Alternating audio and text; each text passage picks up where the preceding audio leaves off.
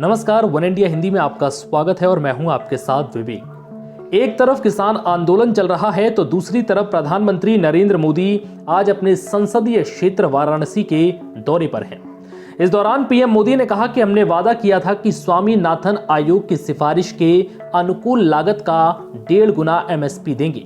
ये वादा सिर्फ कागजों पर ही पूरा नहीं किया गया बल्कि किसानों के बैंक खाते तक पहुंचाया है। प्रधानमंत्री ने कहा है कि पहले एमएसपी तो घोषित होता था, लेकिन एमएसपी पर खरीद बहुत कम की जाती थी। सालों तक एमएसपी को लेकर छल किया गया। किसानों के नाम पर बड़े बड़े कर्ज माफी के पैकेज घोषित किए जाते थे, लेकिन छोटे और सीमांत किसानों तक ये पहुंचते ही नहीं थे।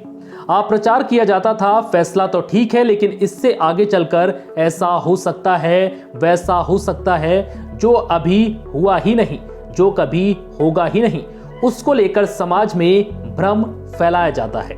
ये वही लोग हैं जिन्होंने दशकों तक किसानों के साथ लगातार छल किया है।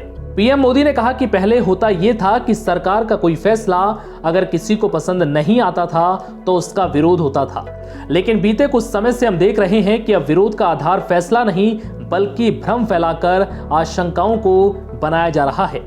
पीएम मोदी ने कहा कि सरकारें नीतियां बनाती हैं, कानून कायदे बनाती हैं। नीतियां और कानूनों को समर्थन भी मिलता है तो कुछ सवाल भी स्वाभाविक ही हैं। ये लोकतंत्र का हिस्सा है और भारत में ये जीवंत परंपरा रही है। पीएम मोदी ने कहा कि पहले मंडी के बाहर हुए लेन देन ही गैर कानूनी थे।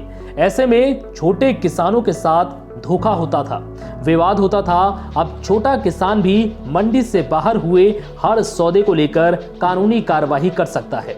किसानों को अब नए विकल्प भी मिले हैं और धोखे से कानूनी संरक्षण भी मिला है। पीएम मोदी ने कहा है कि हमने कहा था कि हम यूरिया की कालाबाजारी को रोकेंगे और किसानों को पर्याप्त यूरिया देंगे। बीते 6 साल में यूरिया की कमी नहीं होने दी।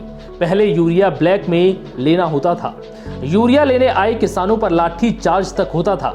किसानों के नाम पर बड़ी बड़ी योजनाएं घोषित होती थी, लेकिन वो खुद मानते थे कि 1 रुपए में से सिर्फ 15 पैसे ही किसान तक पहुंचते थे। ऐसे में पीएम मोदी ने किसान आंदोलन को लेकर एक बार फिर विपक्ष को निशाने पर लिया है और सारा आरोप विपक्ष पर मढ़ दिया है।